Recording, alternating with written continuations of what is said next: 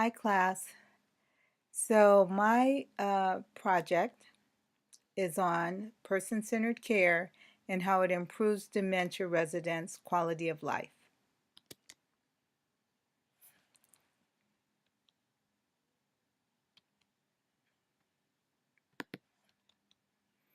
So, this is my mom. She is my inspiration for this project. She recently moved to a memory care community at the end of July. I have had been doing research for memory care communities for the past year and a half. So, had a lot of experience in visiting quite a few communities. So, the purpose of this project is to research how to better care for Alzheimer's and dementia residents in memory care communities.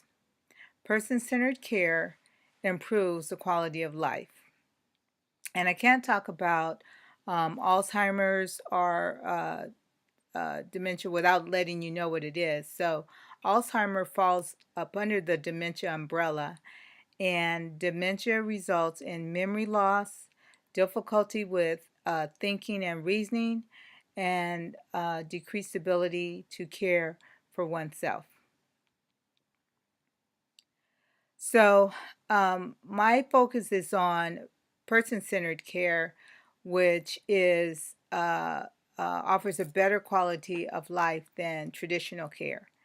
With traditional care, everyone is treated the same. Pro- Traditional care also provides just for the um, basic and medical needs.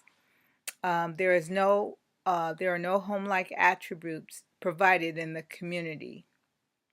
With person-centered care, care is more individualized to the person. It enhances the quality of life through getting to know the person's history, their likes and dislikes, um, the work they did, and hobbies.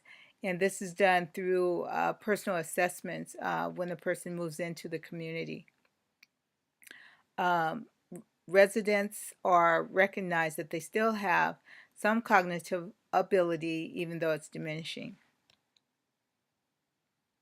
The research shows that memory care communities are looking to reduce falls, aggressive behaviors, and enhance the life of those living there. The research will show that person centered care helps meet this goal and is consistent with VIPS. And VIPS is a value base that asserts the absolute value of human lives regardless of age and cognitive ability. And it's an individualized approach recognizing uniqueness, understanding the world from the perspective of the service user, and provides a social environment that supports psychological needs. So, here's some examples of the literary review. Regarding communication, it's difficult for both the care provider and the dementia residents.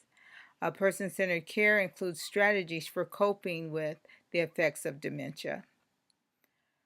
Tom Kidwood's findings: behavior is more often written off as agitation or naughtiness, where P1 is the dementia sufferer and P2 is the caregiver. Communication is unsuccessful when P2 fails to recognize that P1's initial gesture. It is written off as agitation or naughtiness. A few ways this can happen is that one is overly committed to a single course of action, and two, rushing the action rather than letting it go its natural course.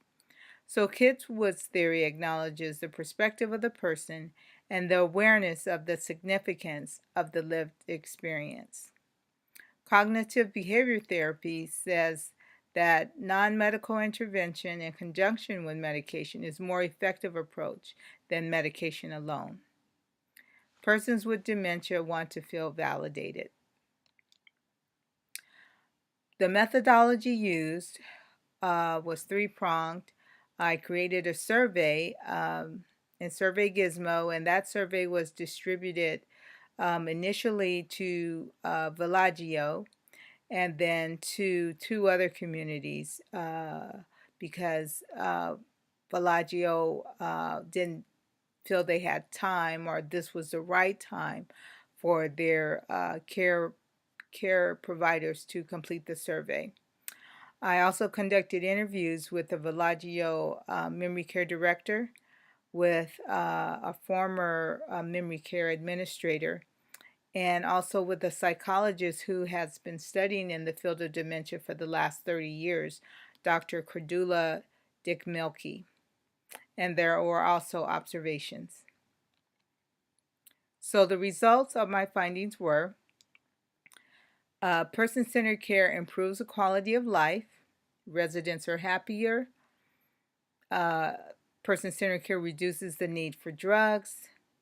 Many times when the resident may exhibit agitation, a lot of times they're given drugs. But with person-centered care, if you just redirect the person or listen to their needs, or if you know what their likes and dislikes are, you can redirect them and not have to use the drugs. Staff training needs to be specific to dementia care. That's very important. It takes a special person. It takes patience. So what the memory care director told me is that they look for someone who already has this experience with seniors or with special needs. They are better equipped to work with dementia residents. The activities are geared to the person, and person-centered care does affect affordability. A lot of times it costs more to provide this type of care, so it's either the organization is going to take on that cost, or that cost is passed down to the family. Observations. Memory care residents light up when given options. Residents are encouraged to participate in activities that they're interested in instead of isolating in their rooms or watching TV. Example activities are crafts or soap making. They make decorations for the various holidays, and participate in making batter for baking. Care providers play music and dance with the residents as well, and they really enjoy that.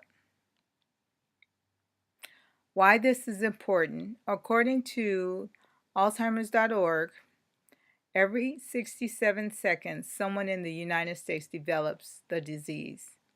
It will affect all of us at some point, either a parent or spouse or yourself or some family member. We want our loved ones to be treated with dignity. Person-centered care is essential to the quality of life. As stated earlier, requires specific training, and it takes time to implement. It's an ongoing process. The barriers to person-centered care is that it's not easy to implement. It requires a change in mindset. It requires buy-down from the top down. Research is mixed on whether person-centered care makes a difference in the quality of life, and I believe that's because there are various stages of dementia, and of course later in life, later in the stages, people would not benefit as much. But I want to say that there is a documentary called Alive Inside, and I recommend that all of you see it, that shows even at the latter stages of life, persons with dementia are moved by music. Here are the 4 principles of person-centered care. Care is personalized, it's coordinated, and enabling. Person is treated with dignity, compassion, and respect. So the common themes throughout my research, that implementation requires support from the top of the organization. Person-centered care is more sensitive to the person. It's not what is easy for the care provider, but what is easy for the person. And person-centered activities using music as a tool to bring quality of life to an individual with dementia. Before I conclude, I just wanted to read um, this little excerpt that I got from Healing Arts Therapies and Person-Centered Dementia Care. In this book, there was an example of a memory care resident that is distressed and clutching a bear. She has a worried look on her face. They describe the woman as retreating into herself. The woman's demeanor changes when she hears music down the hall. She changes course and begins singing, "You Are My Sunshine."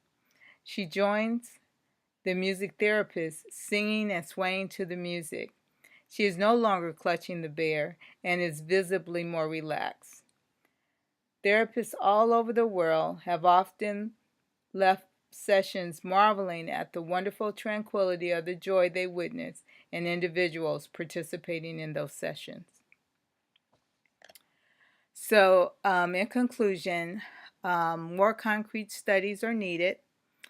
I know for this study, quantitative data, there needs to be more quantitative data versus qualitative. And various stages of dementia require different levels of care, and person-centered care requires buy-in from the top down. And here are the recommended resources: Alive Inside documentary that I mentioned earlier. You can find just really great information on the Alzheimer's.org organization. There are workshops. I benefited from workshops that I attended monthly to understand what was going on with my mom and how to manage it. And then there's also a blog, seniorhousingforum.net. So even if you're not interested or not having to deal with this right now, these may be resources you want to keep in your back pocket for later on. Here are the questions that were presented to the memory care director. Here is my survey, and here are the references. Thank you so much, and your comments are welcomed. Thank you for listening to my presentation.